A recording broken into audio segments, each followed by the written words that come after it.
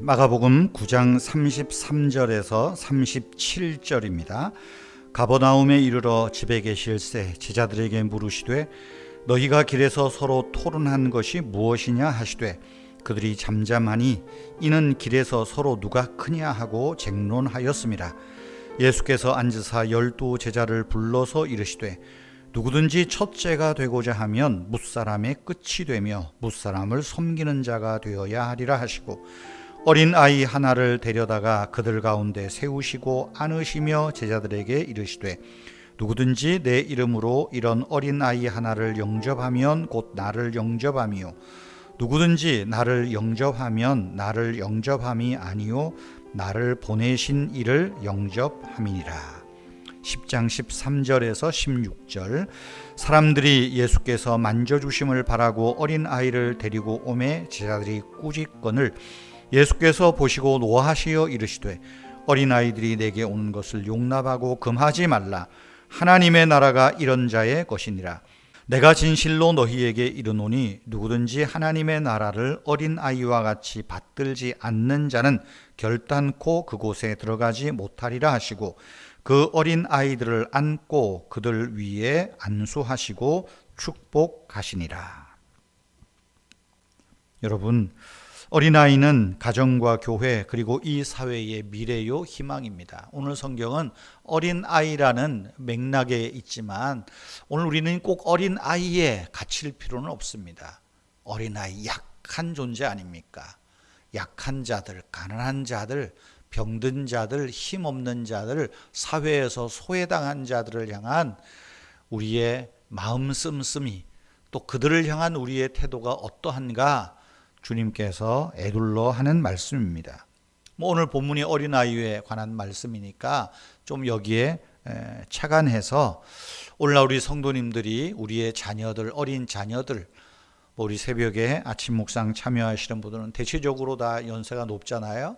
우리 어린 손주들, 그들을 대하여서 우리가 어떤 자세를 가질 것인가, 신앙의 태도를 배울 수 있습니다. 먼저는 우리 자녀들에게 예수님을 가르쳐야 합니다. 예수님을 가르친다는 것은 하나님을 믿는 신앙을 가르치는 일입니다. 어떤 철학자가 그런 말을 합니다. 무지는 무죄가 아니라 유죄다. 모르는 것은 유죄라는 것입니다. 몰랐기에 문제가 되고 몰랐기에 죄를 함부로 짓게 된다는 것이죠. 구세군을 설립한 윌리엄 부스 이 사제의 어머니 캐서린 여사가 있습니다. 캐서린 여사는 어릴 때부터 예수님을 가르치고 하나님의 말씀을 가르쳐야 한다. 그 이유를 이렇게 말합니다. 어릴 적부터 나쁜 습관을 배우기 전에 좋은 습관을 먼저 가르치고 사탄이 나쁜 생각을 가르치기 전에 먼저 좋은 생각을 가르쳐야 되고 마귀가 나쁜 지혜를 가르치기 전에 먼저 하나님의 지혜를 가르치고 하나님의 말씀을 가르쳐야 한다. 그렇게 말했습니다. 어릴 때부터 하나님을 가르치고 하나님의 말씀을 가르치는 것, 이것이 중요하다는 것이죠. 신앙의 순수함을 지키기 위해서 말씀을 따라 지키고 살려고 애를 썼던 그 청교도들은 자녀 교육에서 세 가지를 중요하게 여겼다고 하죠. 먼저는 이 자녀는 내 것이 아니라 하나님의 것이다.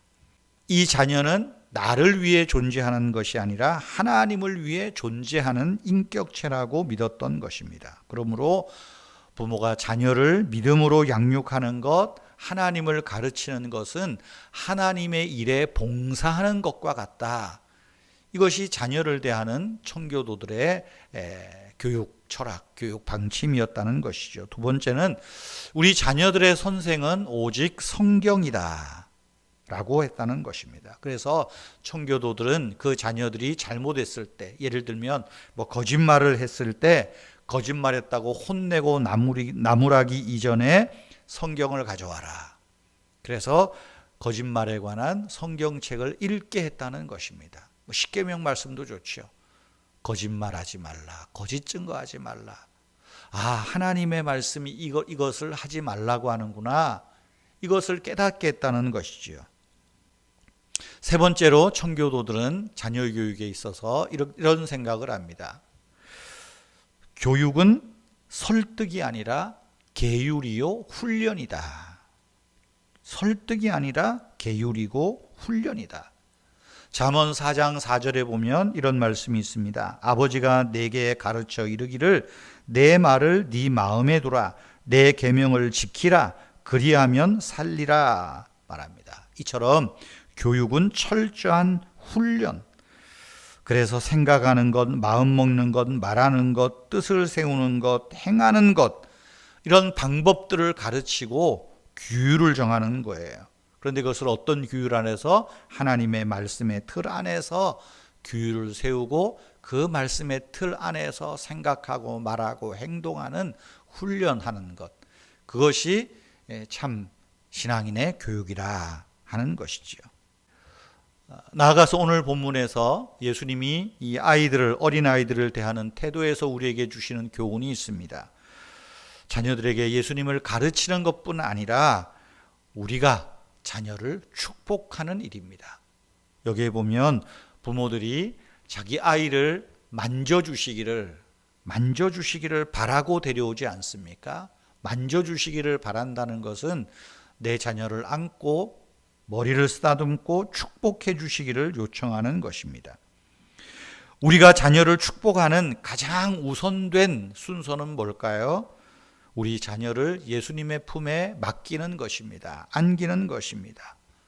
예수님이 진짜 복인 것을 알게 하는 것입니다. 예수님이 진짜 선생이요 진짜 구원자인 것을 우리 자녀들에게 알게 하는 것입니다. 세상의 복은 흔적 없이 사라질 뿐입니다.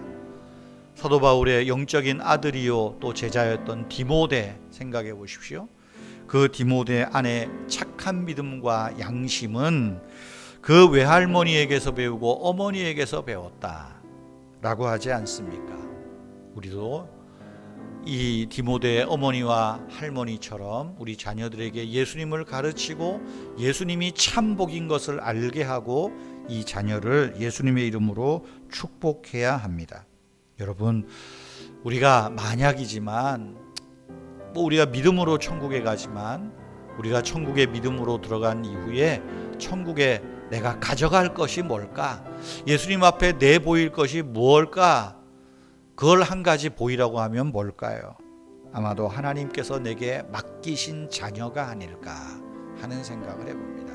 하나님, 그래도 어려운 세상에서 내 자녀들에게 믿음을 가르쳤습니다. 예수님 가르쳤습니다. 이 아이도 예수 믿고 이 하나님 나라에 들어왔습니다. 이것이 우리에게 주어진 가장 큰 사명이요 또 우리가 주님께 내보여야 할 가치, 내보여야 할 그 일들이 아닐까 생각해 봅니다. 갈수록 우리 자녀들이 참 교회 생활하고 신앙 생활하기 어려운 때입니다. 여러분의 손주들 위해서 또 여러분의 자녀들 위해서 다 큰 성인도 괜찮습니다. 좀 교회 생활에서 방학하고 있고 교회를 지금 떠나 있는 자녀들이 있다면 하나님께서 이 자녀들의 마음을 찾아가시고 변화시켜서 다시금 주님 앞에 돌아올 수 있게 달라고 우리의 자녀들 위해서 손주들 위해서 이 아침에 기도하시기를 바랍니다. 예수님을 사랑하고 그 계명을 지키면서 예수님과 나의 소원이 일치하여 많은 열매들로 하나님을 송축하게 하옵소서.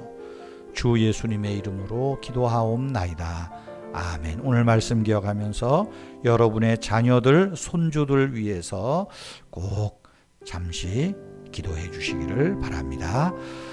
아버지여, 우리의 자녀들을 축복